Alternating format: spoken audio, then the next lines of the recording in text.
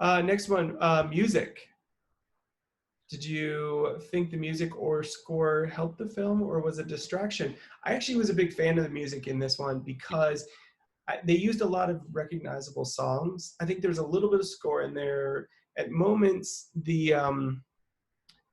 uh, like during the last fight, it was like they were playing some kind of cartoon like music, and I didn't care too much for that. But um, I think that a lot of the recognizable songs they had, even the karaoke songs, were really good.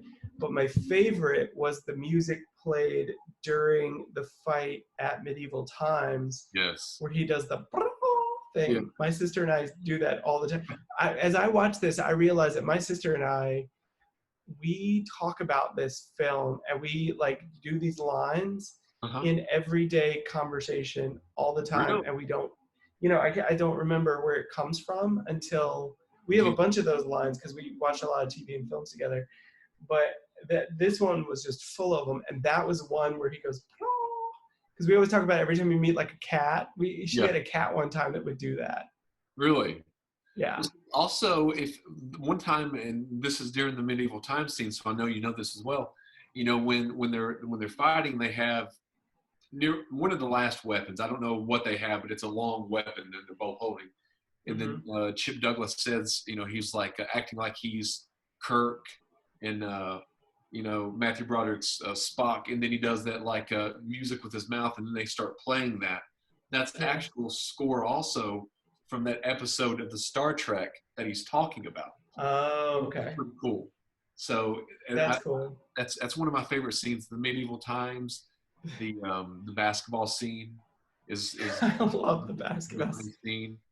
Um, I only had see also at the movie theater where I worked. I often went out and I bought soundtracks to movies, and the Cable Guy soundtrack was one that I bought and played often. As the patrons are coming in and sitting in the auditorium, the Cable Guy, and it would have little interludes of dialogue from the movie in there Oh, as that's well. cool. And that was Jim Carrey obviously really singing "Don't You Want Somebody to Love," which that's the karaoke. I think that's a really good scene as well. And I agree You're with you. I think the music is really good, and it wouldn't be the same without the songs that they chose. yeah.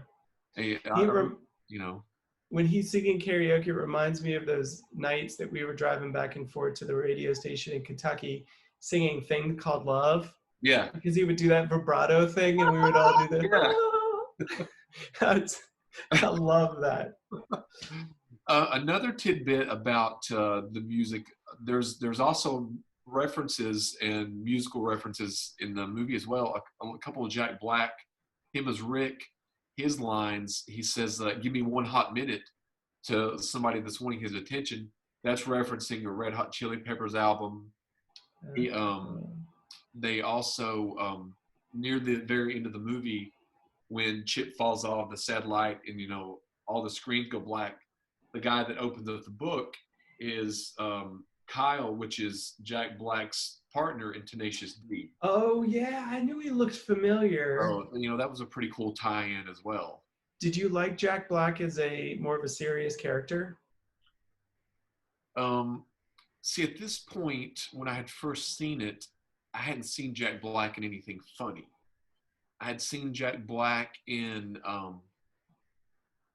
he was a small part in Waterworld, but he wasn't Jack Black. Jack Black, but I recognized his face, and I had seen Jack Black as in Tenacious D, but I hadn't seen him, do flat out comedy.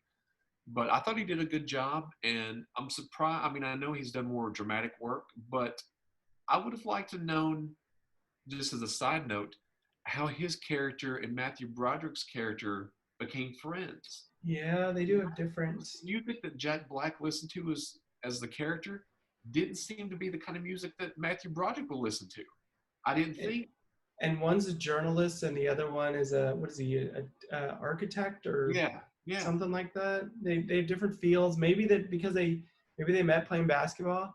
Or yeah, they maybe met playing basketball. Maybe they went to college together. But Yeah, that's Jack interesting. Black also has, when he drops Steven off after he blows him off to go to the concert, has a Soundgarden T-shirt on as well. So there's a lot of musical references in the Cable Guy